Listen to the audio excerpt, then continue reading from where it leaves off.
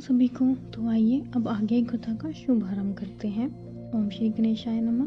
सब देवता अपने भांति भांति के वाहन विमान सजाने लगे। कल्याणप्रद मंगल शगुन और होने लगे। अप्सराएं गाने लगी शिव जी के गान, शिव जी का श्रृंगार करने लगे। जटाओं का मुकुट बनाकर उस पर सांपों का मोर सजाया गया। शिव जी ने सांपों के ही कुंडल कंकण पहने, शरीर पर विभूति रमाई और वस्त्र की जगह बागंबर लपेट लिया। शिव जी के सुंदर मस्तक पर चंद्रमा, सिर पर गंगा जी, 3 नेत्र, सांपों का जनेऊ, गले में विष और छाती पर नरमुंडों की माला थी। इस प्रकार उनका वेश अशुभ होने पर भी वे कल्याण के धाम और कृपालु हैं। एक हाथ में त्रिशूल, दूसरे में डमरू सुशोभित है। शिव जी बैल पर चढ़कर चले, बाजे बजने लगे। शिव जी को देखकर देवगनाएं मुस्कुरा रही हैं। इस वर के योग्य दुल्हन संसार में नहीं मिलेगी। विष्णु और ब्रह्मा आदि देवताओं के समूह अपने अपने वाहनों पर चढ़कर बारात में चले। देवताओं का समाज सब प्रकार से अनुपम था, पर दूल्हे के योग्य बारात न थी। तब विष्णु भगवान ने सब दिक्पालों को बुलाकर हंसकर ऐसा कहा, सब लोग अपने अपने दल समेत अलग अलग होकर चलो। हे भाई, हम लोग की यह बारात वर के योग्य नहीं है। क्या पराये नगर में जाकर हंसी करवाओगे? विष्णु भगवान की बात सुनकर देवता मुस्कुराए, अपने अपनी सेना सहित अलग अलग हो गए। महादेव जी मन ही मन मुस्कुराते हैं कि विष्णु भगवान के इन दिल लगी नहीं छूटती। अपने प्यारे विष्णु भगवान के इन अति प्रिय वचनों को सुनकर शिव जी ने भी भृंगी को भेजकर अपने सब गणों को बुलवा लिया। शिव जी की आज्ञा सुनते ही सब चले आए और उन्होंने स्वामी के चरण कमलों में सिर नवाया। तरह तरह की सवारियों को और तरह तरह के वेश वाले अपने समाज को देखकर शिव जी हंसे। कोई बिना मुख का है, किसी के बहुत मुख हैं, कोई बिना हाथ पैर का है, किसी के बहुत हाथ पैर हैं, किसी के बहुत आंखें हैं, किसी के एक भी आंख नहीं है। कोई मोटा है, ताजा है, तो कोई बिल्कुल दुबला पतला है। कोई पवित्र, कोई अपवित्र वेश धारण किए हुए है।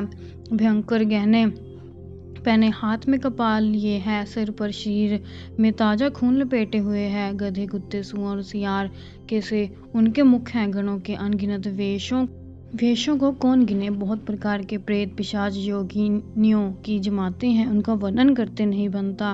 भूत प्रेत नाचते गाते वे सब मौजी हैं। देखने में बहुत ही बेढंगे जान पड़ते हैं, बड़े ही विचित्र ढंग से बोलते हैं। जैसा दूल्हा है वैसी बारात बन गई। मार्ग में चलते हुए भांति भांति के तमाशे होते जाते हैं। इधर हिमाचल ने ऐसा विचित्र मंडप बनाया है कि जिसका वर्णन नहीं हो सकता। जगत में जितने छोटे बड़े पर्वत थे, जिनका वर्णन करके पार नहीं मिलता था, जितने वन, समुद्र, नदियां, तालाब थे, हिमाचल ने सबको नेवता भेजा। वे सब अपनी इच्छा अनुसार रूप धारण करने वाले सुंदर शरीर धारण कर सुंदर स्त्रियां और समाजों के साथ हिमाचल के घर गए। सभी स्नेह सहित मंगल गीत गाते हैं। हिमाचल ने पहले ही से बहुत से घर सजवा रखे हैं। यथा योग्य उन स्थानों में सब लोग उतर गए। नगर की सुंदर शोभा देखकर ब्रह्मा की रचना चातुरी भी तुच्छ लगती थी। नगर की शोभा देखकर ब्रह्मा की निर्गुणता सचमुच तुच्छ लगती है। वन, बाग, कुएं, तालाब, नदियां सभी सुंदर हैं, उनका वर्णन कौन कर सकता है। घर घर बहुत से मंगल सूचक तोरणों, ध्वजा, पताकाएं सुशोभित हो रही हैं। वहां के सुंदर और चतुर स्त्री पुरुषों की छवि देखकर मुनियों के मन बहुत मोहित हो जाते हैं। जिस नगर में सव्य जगदम्बा ने अवतार लिया, उसका वर्णन हो सकता है। वहां रिद्धि सिद्धि, संपत्ति, सुख नित्य नए बढ़ते जाते हैं। बारात को नगर की निकट आई सुनकर नगर में चहल पहल मच गई, जिससे उनकी शोभा बढ़ गई। अगवानी करने वाले लोग बनाव श्रृंगार करके नाना प्रकार की सवारियों को सजाकर आदर सहित बारात को लेने चले। देवताओं के समाज को देखकर सब मन में प्रसन्न हुए। विष्णु भगवान को देखकर तो बहुत सुखी हुए, किंतु जब शिव जी के दल को देखने लगे तब तो उनके सब वाहन डरकर भाग गए। कुछ बड़ी उम्र के समझदार लोग धीरज धरकर वहां डटे रहे। लड़के तो सब अपने प्राण लेकर भागे। घर पहुंचते जब माता पिता पूछते हैं तो वह भय से कांपते हुए शरीर से ऐसा वचन कहते हैं, क्या कहें, कोई बात ही नहीं कही जा सकती। यह बारात है या यमराज की सेना। दूल्हा पागल है, बैल पर सवार है, सांप कपाल और राख ही उसके गहने हैं। दूल्हे की शरीर पर राख लगी है, सांप और कपाल के गहने हैं। वह नंगा जटाधारी भयंकर है, उसके साथ भयंकर मुख वाले भूत प्रेत पिशाच योनियां राक्षस। जो बारात को देखकर जीता बचेगा, सचमुच उससे बड़े पुट्ठे हैं। वह पार्वती का विवाह देखेगा। लड़कों ने घर घर यह बात कही। शिव जी का समाज समझकर सब लड़कों के माता पिता मुस्कुराते हैं। उन्होंने बहुत तरह से लड़कों को समझाया कि निडर हो जाओ, डर की कोई बात नहीं है। अगवान लोग बारात को लिवा लाए। उन्होंने अब सबको सुंदर जनवासे ठहरने को दिए। मैना ने शुभ आरती सजाई। उनके साथ स्त्रियां उत्तम मंगल गीत गाने लगी। सुंदर हाथों में सोने का थाल शोभित है।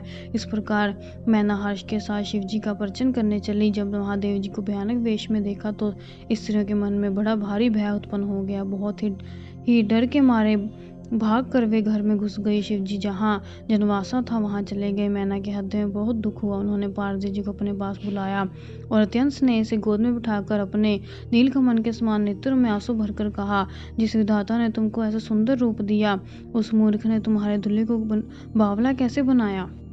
ने तुमको सुंदरता दी, उसने तुम्हारे लिए वर बावला कैसे बनाया?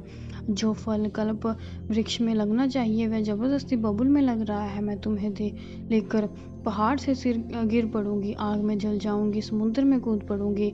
चाहे घर उजड़ जाए, संसार भर में अपकृति फैल जाए, पर जीते जी इस बावले पर वर से तुम्हारा विवाह ना करूंगी। हिमाचल की स्त्री को दुखी देखकर सारी स्त्रियां व्याकुल हो गई। मैना अपनी कन्या के स्नेह को याद करके विलाप करती रोती और कहती है, मैंने नारद का क्या बिगाड़ा था, जिन्होंने मेरा बसता हुआ घर उजाड़ दिया, जिन्होंने पार्वती को ऐसा उपदेश दिया कि जिससे उसने बावले वर के लिए तप किया। सचमुच उनके ना किसी का मोह है, न माया, न घर है, न उनके धन है, न स्त्री ही है। वे सब से उदासीन है, इसी से वे दूसरों का घर उजाड़ने वाले हैं। उन्हें ना किसी की लाज है, न डर। भला भांज स्त्री प्रसव की पीड़ा को क्या जाने। माता को विकल देखकर पार्वती जी विवेक युक्त कोमल वाणी बोली, हे माता, जो विधाता रच देते हैं वह टलता नहीं है। ऐसा विचार कर तुम सोच मत करो।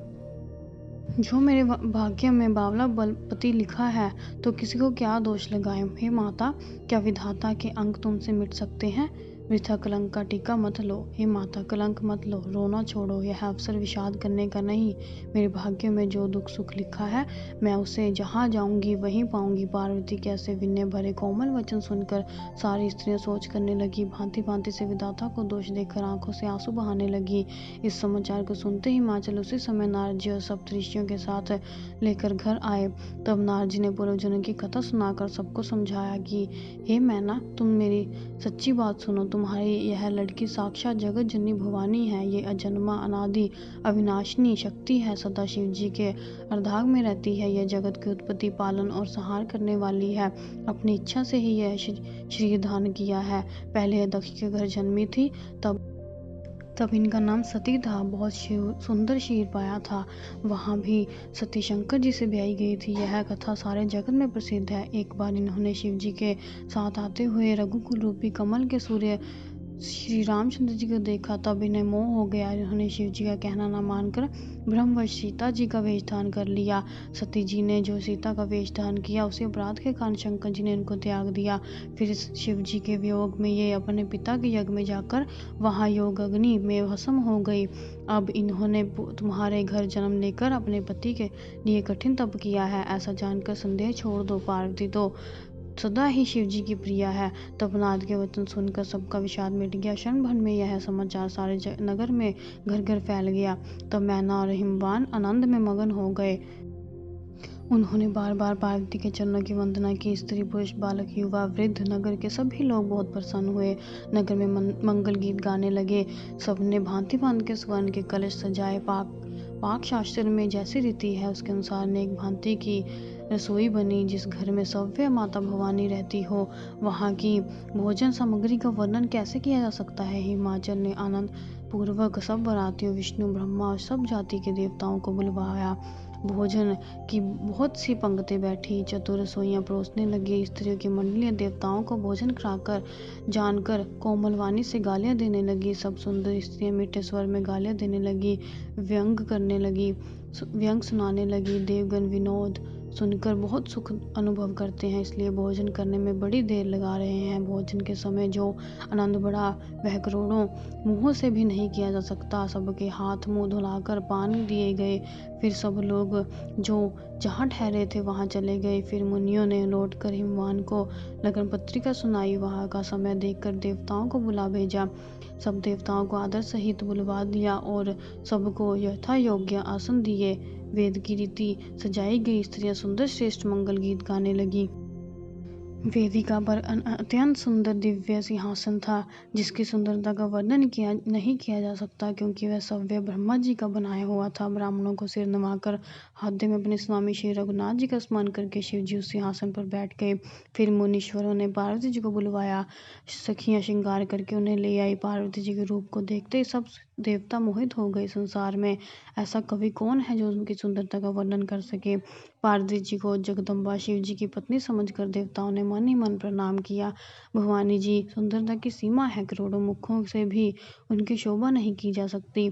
जगत जननी पार्वती जी की महान शोभा का वर्णन करोड़ों मुखों से भी करते हुए नहीं बनता। वे शेष जी सरस्वती जी तक उसे कहते हुए सकुचा जाते हैं, तब मंदबुद्धि तुलसी किस गिनती में है।